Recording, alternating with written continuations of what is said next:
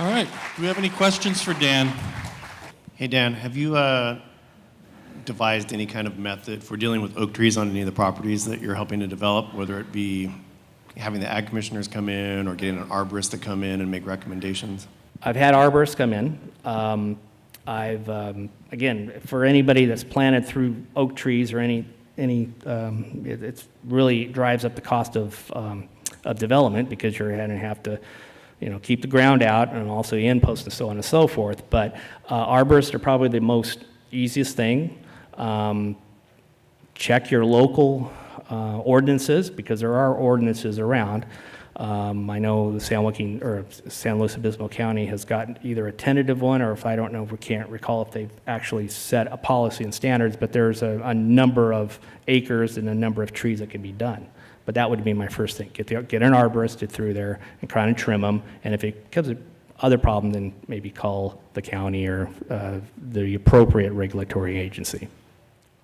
The question was digging a trench around oak trees because as you know, there's competition between two plants, and ultimately the oak tree will win over a plant or a vineyard situation. So yes, I've had growers do that. Want to make sure the type of oak trees that they are, the distance from them, and then again, the proper way to do it is to get a 12, 14, 16-inch trench down below, put the pretty thick mill plastic, and then fill it up with rocks, and that should hold you for a while.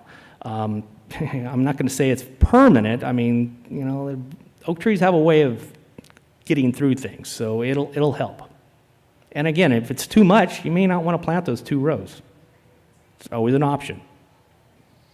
Okay, I got a question for you. So Sure. in one of your maps, you have... By which I went through pretty quickly because Yeah, having this thing You're lighten good. up at me. One of your maps, you have 2 blocks that look good. And there was an oak tree in the middle of each. And then you put up your block design, and there was no tree. Well, yeah, that's my inefficiency of use with PowerPoint. So. Okay, all right. I just wanted to... Did not remove that. clarify, You'd have to clarify. account that in your survey. Yes. Don't count that in the survey. This came about because of you and I having conversations over many, many years of problems that were in a vineyard where the solution would have been don't plant that. Yes. And in many cases, it's things like point rows where there's 5 vines in this little row, and it's probably unlikely that row is ever going to pay for itself. It's not going to pay for the end post, or at least it's not for a long time, right? But it's this desire to get every single vine into the space, I've done that.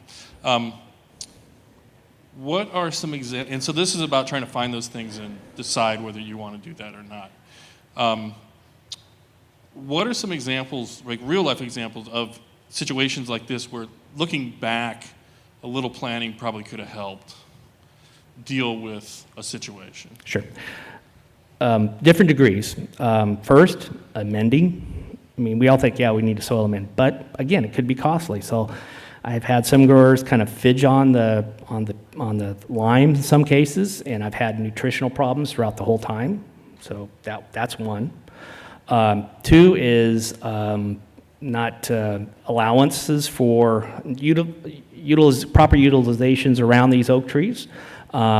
Basically planting up next to them, and then you think about the number of turns you have to do in the lifetime of that vineyard with a tractor, the additional sprays that really aren't going to be utilized. That area could have been a lot better served by maybe keeping it green, putting maybe some boxes there for squirrel bait, because that's usually where the squirrels are going to be ending up at, and utilizing it in that case is probably a little bit better. And the water that goes with it that never gets utilized because the oak tree's taking it, that's another thing, yeah. What about things like, let's go back to deer, squirrels, and gophers.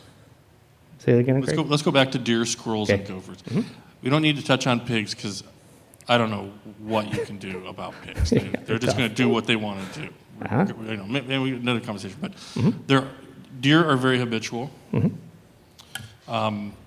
Gophers like what they like, which is forbs in nice ground that's been prepped for them. Right? Squirrels, we know what they like.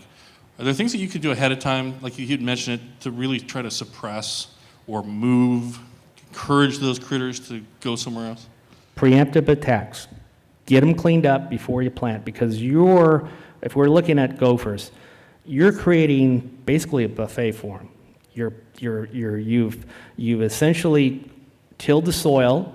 You've created a nice place for them to get underneath. And voles are another problem. If you have weeds and cover crops, I've had a tremendous loss of vines just with voles, where they come up just underneath the soil surface and girdle the vine. You go out there, what's wrong with this vine? You start looking, oh, it's a nice little 1-inch ring around there. So in terms of the gophers, attack preemptively and never let off the gas.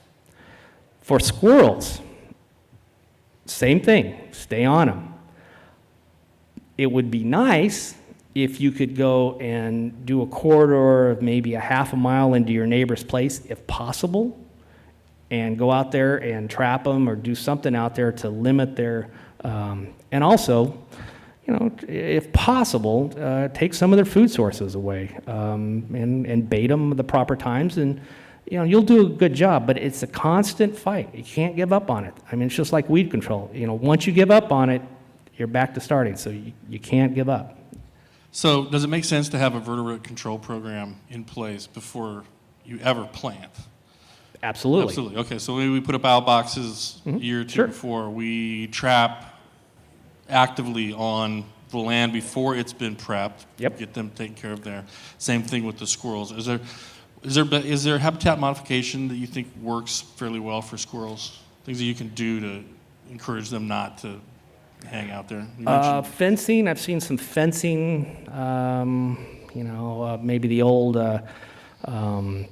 bird netting placed at about 2 or 3 feet on the bottom kind of slows them up enough times for the guys to go out there and beat them with a hammer. That's always a good thing. That kind of dissuades them a little bit. Keeping them on their toes, that's another one. They'll go somewhere else. So if you're hammering them hard, they're going to go to your neighbors because it's, path of least resistance. There was a vineyard that I was field checking one year, and the group had taken squirrels they had trapped and they laid them on the road facing the fence. It was a very apocalypse now kind of message, It's really fun when you go by and you see them hanging on the fence. It's kind of like, death cards, it's like, don't come into this place. Yeah, I see that too. Yeah. Any other questions? Okay. Huh? Did it work? I don't think so, because the same place had the bird netting at the bottom. And when I first saw it, I thought, that is genius. Absolutely genius.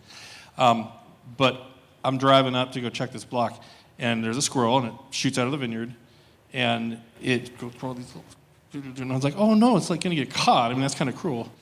And then it's out the other side. So it worked its way through, but it did slow him down. Yeah. So, all right, well, let's thank Dan.